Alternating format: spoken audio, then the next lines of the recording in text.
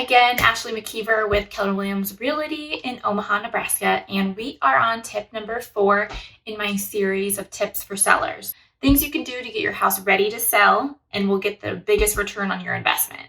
Number 4 is about smells. Now, some of us can be a little nose blind when it comes to the smells in our own home.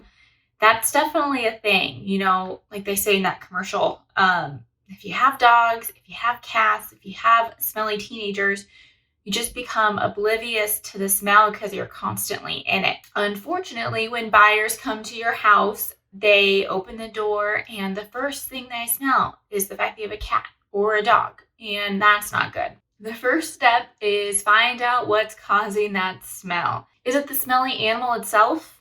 I definitely get it. I have a little terrier, and where I keep his kennel, it always seems to smell. And that's why that lives in the basement. But sometimes he just smells. When that happens, I know it's either time for a bath or I need to send him to the groomers and wash his bed really good, wash his kennel, and kind of clean all around the kennel. And that helps a lot. And so just make sure to get your rugs and your carpets cleaned, either professionally or if you have one, to do it yourself. Wash your curtains because the animals rub up against the curtains or they have accidents on the curtains. Especially if you have a male dog, that happens a lot. If you have fabric, furniture, make sure to vacuum that really well and spray some non-heavy scented odor blockers, and that might help. Also get baking soda on the carpet and the rugs. That seems to help with the smells and have an overly power scent to cover it up. But if there were accidents that went through the carpet, down to the padding, and maybe even into the subfloor, that might be a permanent smell that you can't really get out. So you're going to make some hard, fast decisions here on whether to replace the carpet or not. If you tried everything to get that smell out and it just always seems to come back, especially I feel like it comes back in like the heat of summer. You can tell like the sun beats down on that carpet and it gets smelly. But if it's pretty worn in general, you got spots everywhere, it might just be time to replace that carpet. Yes, it'll be an expense up front, but hopefully you'll get repaid on the back end when you sell your house. Smells are definitely a huge thing, even when it comes to artificial smells for showings.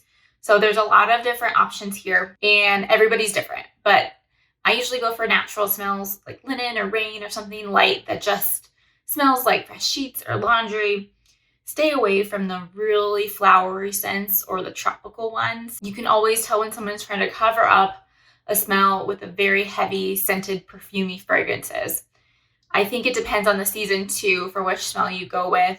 Baked goods are a really good idea, especially for the colder months. But rather than have a candle that smells like chocolate chip cookies, maybe you'll actually bake some chocolate chip cookies in the morning before an open house. You'll make the house smell very homey, friendly, and inviting, as opposed to, what are they trying to cover up here?